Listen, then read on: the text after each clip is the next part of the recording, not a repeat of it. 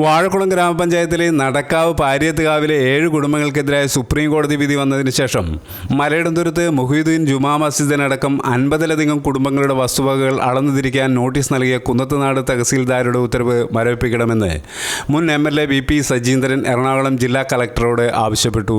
Notice കിട്ടിയ ഭൂ ഉടമകൾ ഭയാശങ്കയിലാണ്. പാരിയത്തുകാവിലെ 7 കുടുംബങ്ങളെ സർക്കാർ ഏറ്റെടുത്ത് സ്ഥലവും വീടും നൽകുകയാണ് വേണ്ടത്. പെരിയാർ വാലി കനാലും PWD റോഡും കഴിഞ്ഞുള്ള സ്ഥലം അളക്കാൻ നിർദ്ദേശിച്ചത് എന്തടിസ്ഥാനത്തിലാണെന്നും അദ്ദേഹം ചോദിച്ചു. താലൂക്കിൽ നിന്ന് നോട്ടീസ് നൽകിയതിന് പിന്നിൽ പ്രവർത്തിച്ചത് ഭരിക്കുന്ന പാർട്ടിയായ CPM-ഉം സ്ഥലം MLA-യുമാണെന്ന ആക്ഷേപമാണ് പരക്കെയുള്ളതെന്നും അദ്ദേഹം ആരോപിച്ചു. മലയിടംതുരുത്ത് മുഹീദ്ദീൻ ജുമാ മസ്ജിദ് അടക്കം 50-ലധികം കുടുംബങ്ങളുടെ വസ്തുവകകൾ അളന്ന് തിരിക്കാൻ നോട്ടീസ് നൽകിയ കുന്നത്തുനാട് തഹസീൽദാരുടെ ഒരു ഉത്തരവ് വന്നിരിക്കുകയാണ്. ആ ഉത്തരവ് മരവിപ്പിച്ച് അടിയന്തരമായി മരവിപ്പിക്കണമെന്നുള്ളതാണ് ഞങ്ങളുടെ ഈ പത്രസമ്മേളനത്തിലെ ആവശ്യം. അവിടുത്തെ ജനങ്ങളാകെ ഭയാശങ്കയിലാണ്.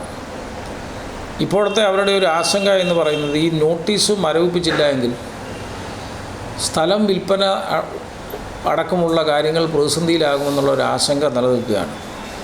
പാരിയത്തുകാവിൽ 7 കുടുംബങ്ങളാണുള്ളത്. ആ 7 കുടുംബങ്ങളുടെ വിഷയം സർക്കാരിന് വേണമെങ്കിൽ ഏറ്റെടുക്കാം. അവരെ സർക്കാർ ഏറ്റെടുത്ത് അവർക്ക് സ്ഥലവും വീടും നൽകണമെന്നുള്ള 7 കുടുംബങ്ങൾക്ക് സ്ഥലവും വീടും നൽകാനായിട്ട് ബുദ്ധിമുട്ടുള്ള കാര്യമില്ല. അതുകൊണ്ട് ഗവൺമെൻറ് അവരുടെ പ്രശ്നം പരിഹരിക്കണമെന്നുള്ളതാണ് ഞങ്ങളുടെ ആവശ്യം. ഇതിൻ്റെ അകത്തൊരു പ്രധാന പ്രശ്നം ഈ പറയുന്ന 7 കുടുംബങ്ങൾ താമസിക്കുന്ന സ്ഥലത്തുനിന്ന് ആ സ്ഥലത്തിന് ശേഷം പെരിയാർ വാലി കനാല്, അതിനുശേഷം PWD റോഡ്, ആ റോഡിനും അപ്പുറത്താണ് ഉള്ള 50-ലധികം കുടുംബങ്ങൾക്കാണ് ഈ പള്ളിയടക്കം നോട്ടീസ് കിട്ടിയിരിക്കുന്നത്. ഇപ്പോൾ പള്ളി അവിടെ സ്ഥിതി ചെയ്യുകയാണ്. അതുകൂടാതെ മലയിടംതുരുത്ത് ക്രിസ്ത്യൻ ചർച്ചിൻ്റെ സ്ഥലവും ഇതിനോട് ചേർന്ന് കിടപ്പുണ്ട്. അവർക്കും നോട്ടീസ് കിട്ടിയിട്ടുണ്ടെന്നാണ് അറിയാൻ കഴിഞ്ഞിരിക്കുന്നത്. അപ്പോൾ ഇതിൻ്റെ ഇപ്പോൾ താലൂക്കിൽ നോട്ടീസ് വന്നതിന് ശേഷം ഏറ്റവും പ്രധാനപ്പെട്ട ഒരു വിഷയമുണ്ടായി. ഇന്നലെ ഒരു വിഷയമുണ്ടായി. ഇന്നലെ കണ്ണാട്ട് ഹൗസിൽ ദിനേശൻ നായരുടെ സ്ഥലം അവിടെ ഇച്ചിരി കാട് കയറി കിടക്കുകയായിരുന്നു. കാട് കയറി കിടന്ന സ്ഥലം നോട്ടീസ് കിട്ടിയ സ്ഥലമല്ല. നോട്ടീസ് കിട്ടിയ സ്ഥലത്തോട് അപ്പുറം മാറിക്കിടക്കുന്ന സ്ഥലത്ത് കാട് വെട്ടിത്തെളിച്ച് അവിടെ കൃഷി എന്തോ ചെയ്യാൻ വേണ്ടി JCB ഇറക്കി പടുതി ചെയ്തുകൊണ്ടിരുന്നപ്പം സമരസമിതിക്കാർ പരാതി കൊടുത്തപ്പോൾ തന്നെ താലൂക്കിൽ നിന്ന് പണി നിർത്തിവെക്കണമെന്ന് അറിയിപ്പ് വന്നു. ഇപ്പം പണി നിർത്തിവെച്ചിരിക്കുകയാണ്.